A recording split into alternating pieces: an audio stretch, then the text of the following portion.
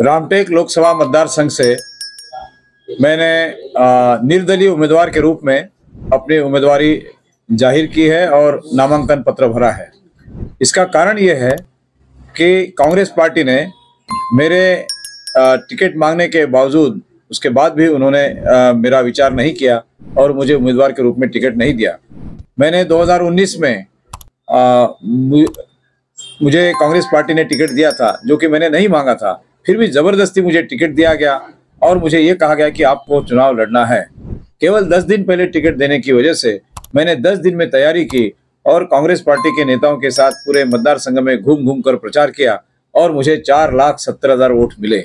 काफी जगह पर 4,68,000 वोट बताए जाते हैं, लेकिन उसमें 2,000 वोट पोस्टल बैलेट के हैं तो 4,70,000 वोट होते हैं।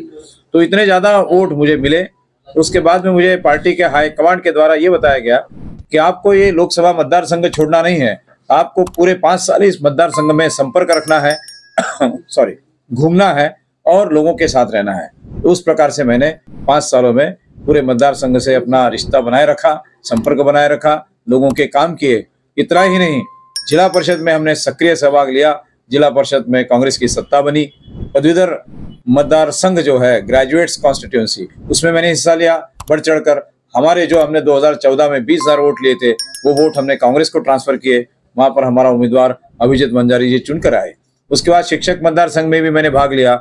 उसमें 15,000 से ज्यादा वोट, ये अम्बेडकरी समाज के वोट उस मतदार संघ में मिले हैं। वहां पर कांग्रेस का उम्मीदवार जीत के आया। तो कुल ये मतलब है कि कांग्रेस को और मजबूत बनाने में मेरी अहम भूमिका रही है।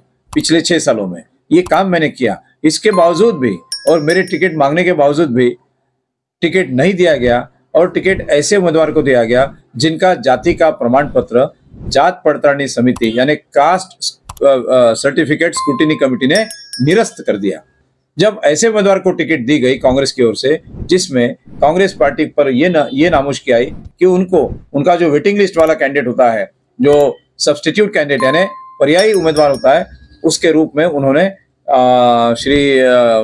क्या नाम उनका, श्याम कुमार बर्वे, उनको उन्होंने टिकट दिया है। अब श्याम कुमार बर्वे जी ने तो एप्लीकेशन नहीं दिया था कांग्रेस पार्टी के पास, ना ही वो इंटरव्यू के लिए बंबई आए थे, ना उनको बुलाया गया था। तो फिर भी उन्होंने चयन किया और मुझे उसमें भी उन्होंने किनारे रखा। तो ये जो अन्याय हमारे साथ हुआ है, इसको हमारे बहुजन समाज के लोग, दलित समाज के लोग अन्याय को अपमान की तरफ देख रहे हैं। उनका ये कहना है कि हमेशा कांग्रेस पार्टी ने दलितों को या अम्बेडकरी समाज को, बौद्ध समाज को हाशिए पे रखा है। हमेशा उनके साथ अन्याय हुआ है। यही अन्याय आज हमारे उच्च शिक्षित पढ़े लिखे IAS अधिकारी, जिन्होंने पिछली बार चुनाव लड़ा, ऐसे उच्च शिक्षित उम्मीदवार के साथ किया है, जिसकी वजह से जनता बहुत नाराज है। और यही कारण है कि उनके आग्रह पर, उनके अनुरोध पर मुझे ये चुनाव लड़ना पड़ा है और मैं लड़ रहा हूँ। और मुझे बहुत खुशी है कि सारा समाज मेरे साथ है, OBC लोग मेरे साथ है, आदिवासी लोग मेरे साथ है, मुस्लिम समाज भी मेरे साथ है। तो इनके सपोर्ट के भरोसे मैं निश्चित रूप से ये चुनाव जीत जाऊंगा। रामटेक लोकसभा मतदार संघ से मैंने ये उम्मीदवारी की है और चूंकि मैं अपक्ष उम्मीदवार हूँ, इसलिए मुझे अपक्ष उम्मीदवारों के लिए जो आरक्षित चुनाव चिन्ह थे उन्हीं में से एक चुनना पड़ा। तो मैंने प्रेशर कुकर ये चुनाव चिन्ह चुना है और ये चुनाव चिन्ह बहुत ही अच्छा है। मैं इसलिए कह रहा हूँ कि तमिलनाडु की माजी मुख्यमंत्री दिवंगत सुश्री जयललिता जी, इनको ये चुनाव चिन्ह पहली बार जब मिला था तो लोगों ने ऐसे ही उनके हंसी उड़ाई थी, कुछ लोगों ने उपहास किया था। लेकिन ये जो चुनाव चिन्ह है, इसी को लेकर, प्रेशर कुकर को लेकर ही वो जीत के आई और तमिलनाडु की मुख्यमंत्री बनी। तो मेरे लिए ये एक शुभ चिन्ह वाला एक चुनाव चिन्ह है और इसीलिए मैं इसके साथ ये चुनाव लड़ रहा हूँ। तो मेरा जनता से अनुरोध है, सभी जनता से, किसान, मजदूर, खेती मजदूर, युवक, युवती, गरीब लोग, पिछड़े समाज के लोग, अल्पसंख्यक लोग, आदिवासी, इन सभी लोगों से मेरा आग्रह है कि अब की बार आप मुझे चुन के दीजिए।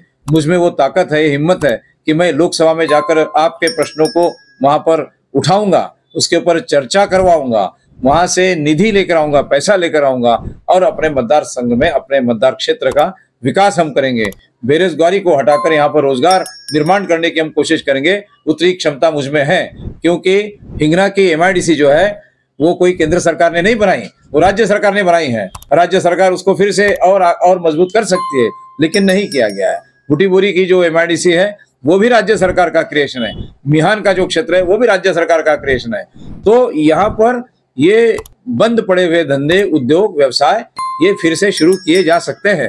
रामटेक लोकसभा क्षेत्र में वन पर्यटन और जो धार्मिक पर्यटन है उसके लिए काफी स्कोप है, लेकिन ये सारे प्रयास हुए नहीं, अब वो होने चाहिए। इसलिए 10 साल का बैकलॉग 5 साल में मैं दूर करूंगा, ये आश्वासन मैंने लोगों को दिया है। मुझे पूरा विश्वास है कि जनता मुझे साथ देगी और रामटेक के लोकसभा के विकास का मार्ग खुल जाएगा।